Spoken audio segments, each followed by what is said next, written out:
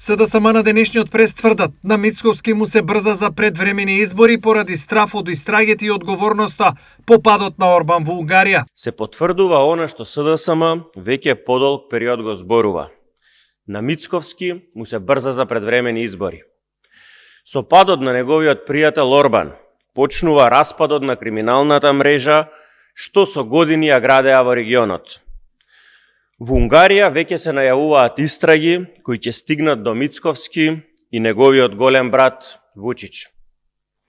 Сите братски бизнис шеми наскоро ќе бидат под лупа.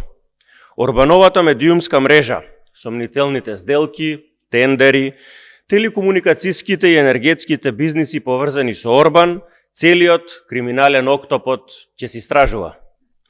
Сега имаат уште поголем мотив – стравот од истрагите и одговорноста.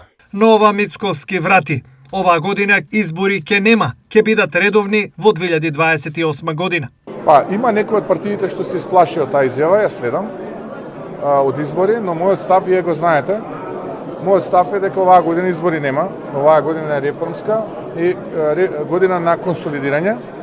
Јас би сакал да имаме редовни избори, кои што ќе се случат наскоро во пролетот 2028 година.